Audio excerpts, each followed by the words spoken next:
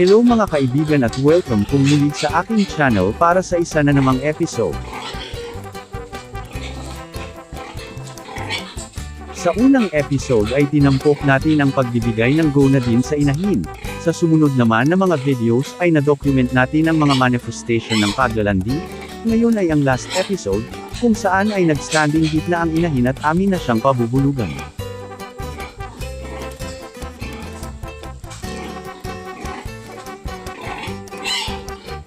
Nais ko munang magpasalamat sa lahat ng sumusubaybay sa lahat ng episodes kung saan naibahagi natin ang development o progress sa inahin.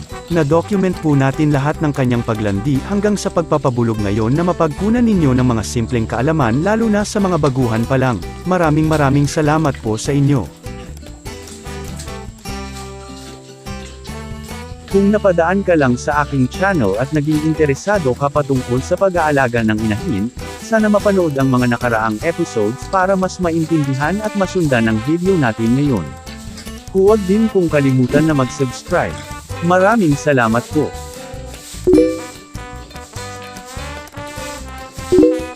Hinihintay na lang namin ang pagdating ng boar for hire para mabulugan ang inahin.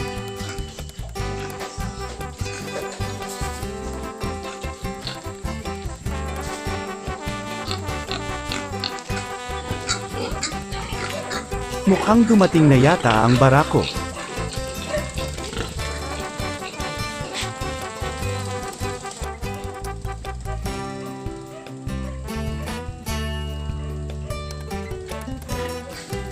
Nandito na ang boar for hire, 2 buwan na ang lumipas nang makal ang aming barako at maliit pa ang replacement boar.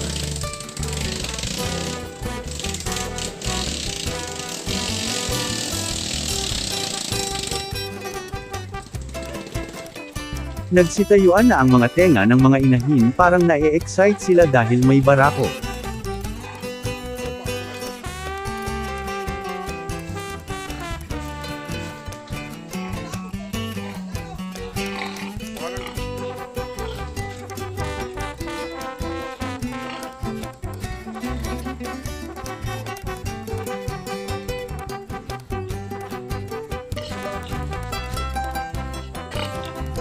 Alisin na ang mga harang sa likod ni Nunay para makapasok ang barako. Dito na siya pabulugan at ito na rin ang paanakan niya.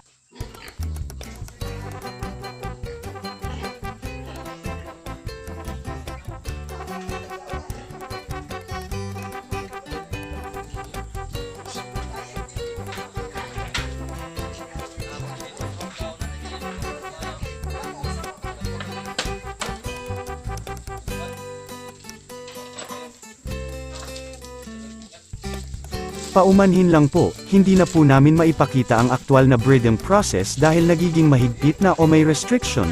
Maraming salamat sa pag-intindi. Standing hit na ang duwa.